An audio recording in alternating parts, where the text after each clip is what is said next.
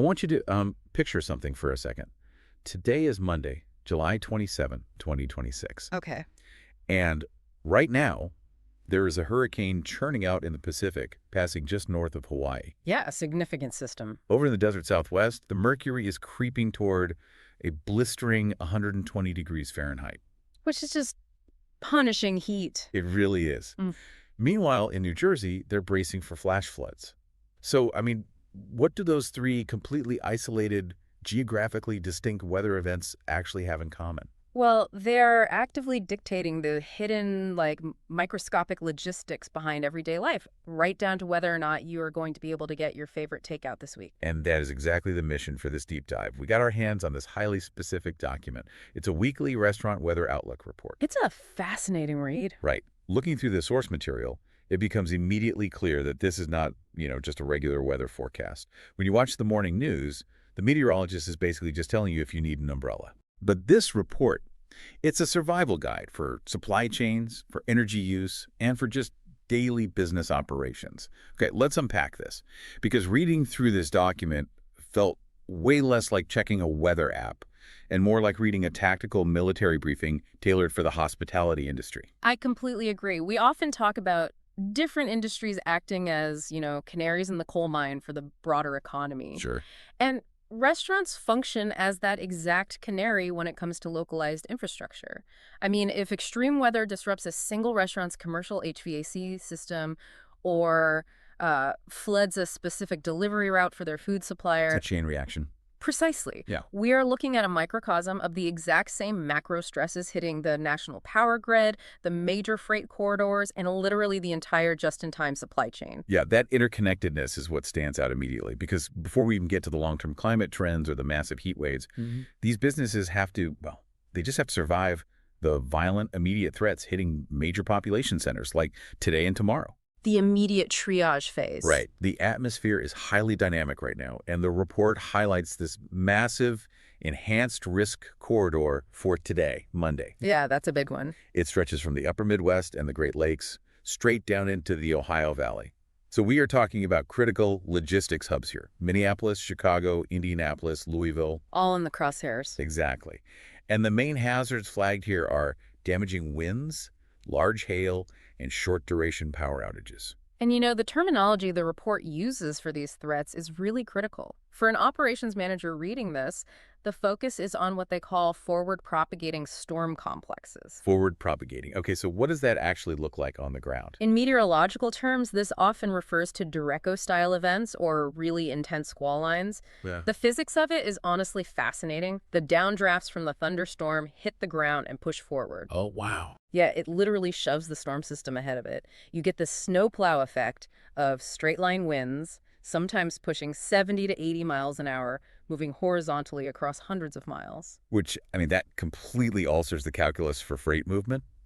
An 80-mile-an-hour straight-line wind hitting Interstate 80 doesn't just slow down traffic. No, it physically tips over high-profile semi-trucks. Exactly. It turns a standard delivery route into a parking lot. And the atmospheric energy driving that system, it doesn't just vanish overnight.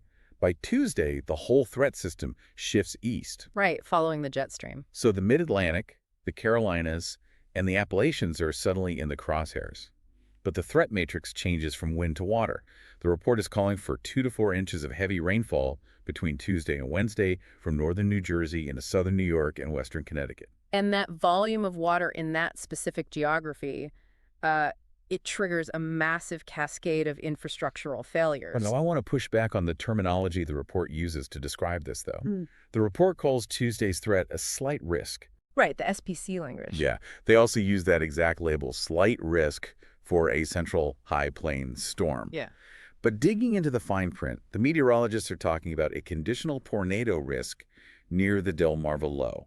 Which is very specific. For anyone not constantly staring at a weather map, a Delmarva Low is this low-pressure system sitting right over the Delaware, Maryland, Virginia peninsula, pulling in massive amounts of oceanic moisture and creating a spinning, highly volatile atmosphere. Exactly. And they're also talking about 4 inches of rain dumping on New York City suburbs.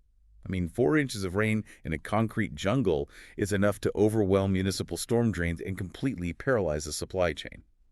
So Does the word slight give an operator like a false sense of security? What's fascinating here is that the language of operational meteorology definitely clashes with public perception. Yeah, because slight sounds like no big deal. Exactly. When the Storm Prediction Center issues a slight risk, a casual viewer assumes it means, well, don't worry about it. But an operations manager knows that slight refers to geographic coverage, not the severity of the impact. Highly organized, severe storms are entirely possible, they just won't blanket the entire state. Okay, so a slight risk of a localized flash flood still means a 100% risk of a freezer full of inventory spoiling if that flood hits your specific electrical substation. Spot on. Look at how substations are built in suburban New Jersey or New York. Many of them are sitting below grade or in low-lying corridors. Oh man, so they just fill up with water, Yeah, if a localized flash flood inundates a substation, the power grid operators have to de-energize the equipment to prevent catastrophic short circuits. which takes everything offline. Right. Yeah. And then the water has to completely recede, and the equipment must be manually inspected before it can be re-energized. So a storm that only lasts an hour can delay power restoration times for dozens of commercial centers by a full day. The report explicitly tells managers to confirm outage and food safety procedures across these specific corridors, because you don't take those precautions if the risk is truly slight in the casual sense. The logistics of just dodging the storms are staggering. But while the East and the Midwest are dealing with these sudden, violent shocks, that moisture and energy are part of a broader atmospheric pattern. It's all connected. Right. The jet stream that is driving those storms east is also allowing a massive ridge of high pressure to build in the west. So we're transitioning into this slow burn, pervasive threat, suffocating the desert Southwest and the Gulf Coast. I mean, extreme heat. And this isn't just uncomfortable weather, it is a mechanical stress test for the entire built environment. The numbers in the report for later this week are brutal. The desert Southwest has highs pushing well into the 110s, nearing 120 degrees Fahrenheit. Which is hard to even comprehend. And the heat is physically expanding outward, pulling California's Central Valley and southern Idaho near 100 degrees. But here's where it gets really interesting. Oh, the anomalies. Yes. The report points out severe anomalies building in the northern plains. Montana and the western Dakotas are expected to hit 100 degrees next weekend. We're talking about plus 10 to plus 20 degree departures above their normal baseline temperatures. That's a massive shift. I mean, a 20-degree departure isn't just a hot day. It's like trying to bake a cake at 450 degrees instead of 350. Everything in the environment, from the power grid to the pavement, it just burns and breaks down faster. That's a great analogy. The physical infrastructure undergoes rapid thermal expansion. The materials literally change shape. Exactly. If we connect this to the bigger picture, power lines elongate and sag, sometimes drooping right into trees and causing arcing or wildfires. Oh, wow. The asphalt softens and ruts under the weight of heavy freight trucks. And the mineral oil inside electrical transformers, which is there to insulate and cool the internal coils, it can literally boil off or degrade, causing the transformer to just pop. Because it was never engineered for that baseline temperature. Right. And you have to look at the energy demand required to counteract that heat. The report pulls in data from the Energy Information Administration, the EIA. Okay, what do they say? They note that the sustained summer cooling demand is keeping natural gas use for power generation incredibly high. When millions of commercial HVAC units and residential air conditioners are running at maximum capacity simultaneously, the baseload power plants, the large nuclear or coal plants that run constantly, they just cannot handle the draw. So the grid operators have to basically scramble to find more juice. Yeah, they activate what are called peaker plants. These are usually natural gas-fired power plants that can spin up quickly to meet sudden spikes in demand. But I'm guessing that's not cheap. Operating those plants is very expensive, and when natural gas demand stays that high across multiple regions just to keep the grid from collapsing, it drives up regional wholesale price volatility. Yeah, so an operator on the Gulf Coast, where the report says heat indices will sit between 105 and 115 degrees, they are fighting two battles. They are fighting the physical thermodynamics of the heat, and they are fighting skyrocketing utility bills as the cost of electricity bounces around. That brings us to the actual mechanics of how this weather breaks the machinery of a business. Because the report contains a section called GWT2Energy Insights that gets highly technical about physical failure points. It gets really granular. It warns that HVAC runtimes will max out, triggering high discharge pressure and high space temperature alarms. And it also issues a specific warning for refrigeration units. The margin of error completely vanishes if the units are dirty, undercharged, or have fouled condensers. Right, because at 115 degrees ambient temperature, a condenser with fouled coils is essentially trying to dissipate heat through a wall of insulation. That sounds like a recipe for disaster. It is. A refrigeration cycle relies on rejecting heat into the outside air. So the refrigerant absorbs heat from inside the walk-in freezer, gets compressed, which raises its pressure and temperature, and then travels to the condenser coil on the roof. And if the roof is already baking at 130 degrees in the direct Texas sun, The physics just work against the machine. Heat only flows from a hotter area to a colder area. For the condenser to reject heat, the refrigerant inside the coils must be significantly hotter than the 130-degree air outside. that means the compressor is doing a ton of extra work. It has to work incredibly hard to achieve that pressure and temperature. And if the condenser coils are blocked by dust, cottonwood seeds, grease, whatever, the airflow drops. And then what? The head pressure inside the system spikes instantly, the machine suffocates, overamps, and trips an internal breaker, or the compressor just burns out completely. Wow. Yeah, in a matter of hours, you lose tens of thousands of dollars of perishable inventory. And while operators in the Southwest are literally out there hosing down their condenser coils just to keep the head pressure from going critical, the report reminds managers in the Midwest and East to physically secure rooftop materials and signage ahead of the storms we discussed earlier. It is a constant state of triage. It really is. And speaking of triage, the tropical update in this report really underscores how fragile global logistics are right now. We have Hurricane Fausto and Major Hurricane Genevieve. Both significant storms, but neither are direct mainland threats. Exactly.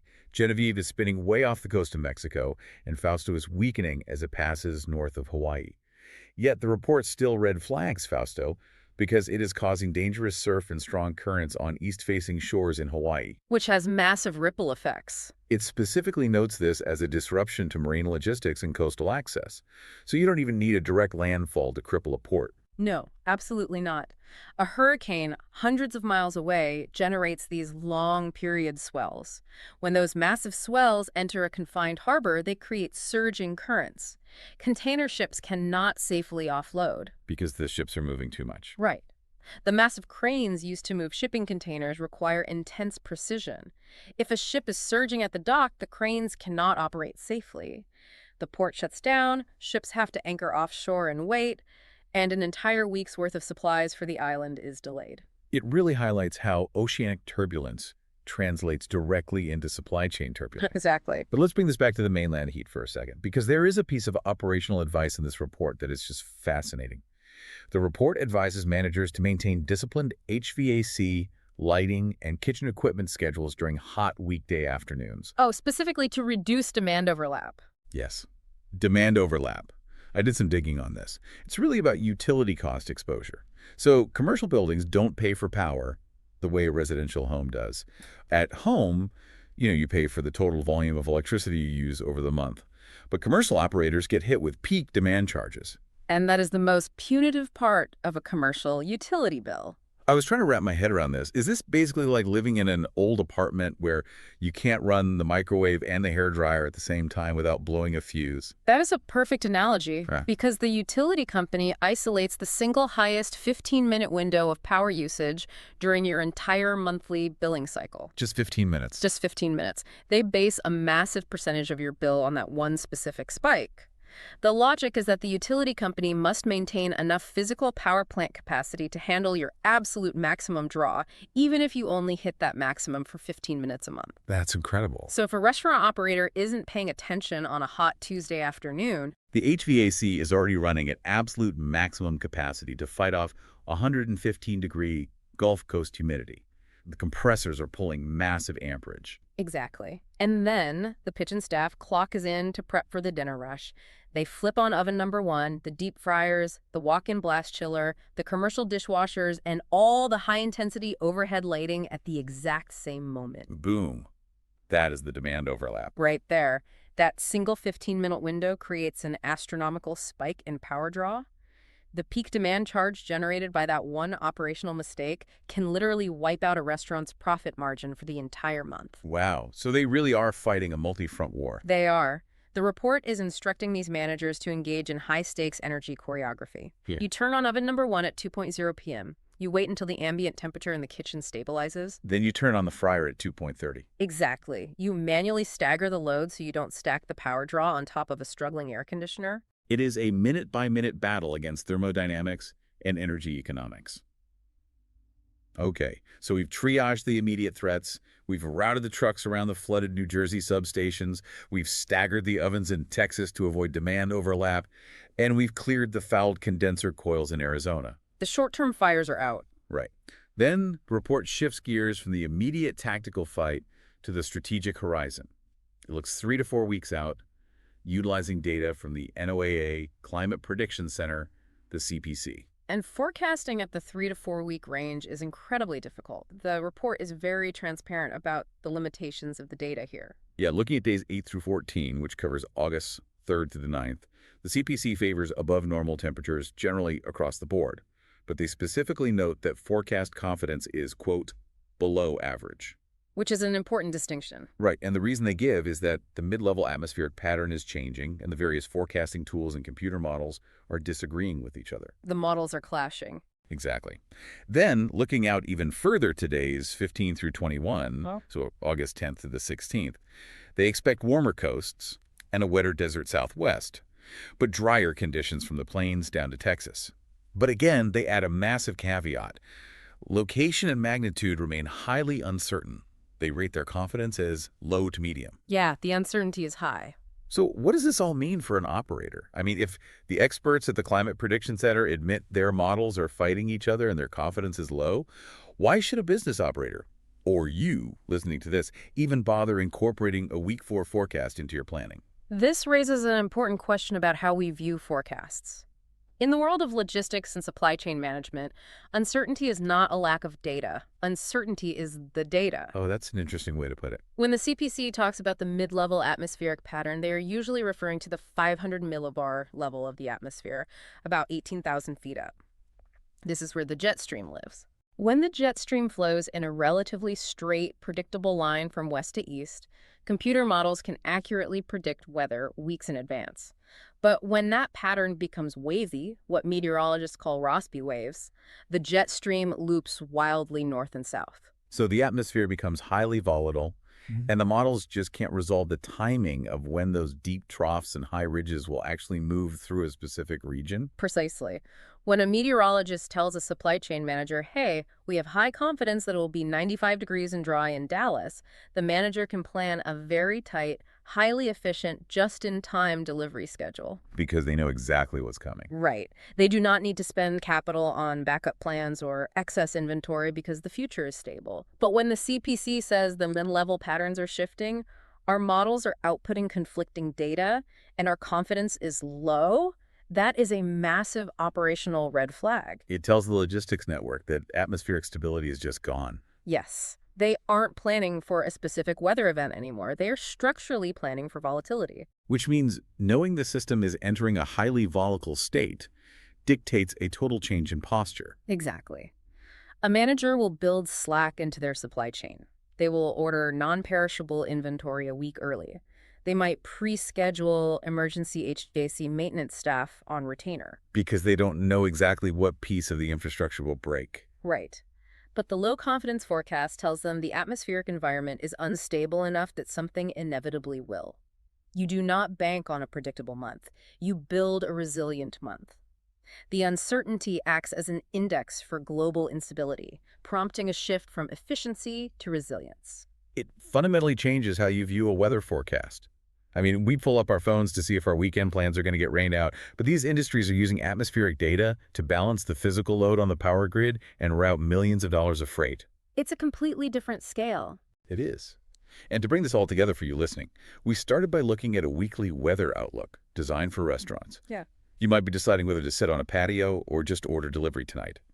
But behind the scenes of that simple consumer choice, there is an incredibly complex, high-stakes logistical dance taking place. It is a continuous, invisible effort to hold the built environment together against immense atmospheric pressure. There are managers right now physically tying down rooftop signs in Ohio so they don't become 80-mile-an-hour projectiles.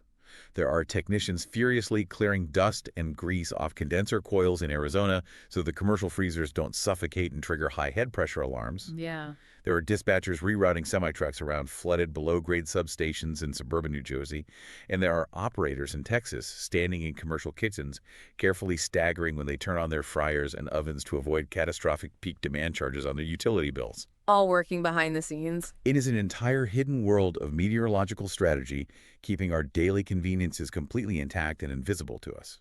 And looking toward the future, this source material leaves us with a profound operational question to consider. What's that? Well, if a single highly localized industry like restaurants requires this intense level of minute-by-minute meteorological strategy tracking, electrical demand overlaps, condenser airflow thermodynamics, and freight route flooding just to ensure a meal gets served, think about the broader implications for urban infrastructure. Oh, like smart cities. Exactly. We are moving toward an era of smart cities and highly integrated automated logistics. How will those massive interconnected systems need to dynamically adapt their power grids and freight routing in real time as extreme weather departures transition into the norm? I mean, like those plus 20-degree anomalies physically baking the infrastructure in the Dakotas. When that becomes the daily baseline, how does the whole system adapt? The margin for error is shrinking every single day. The next time you order that takeout, just take a second to appreciate the absolute logistical miracle and the intense atmospheric battle it took to get it to your door during a 115-degree heat wave.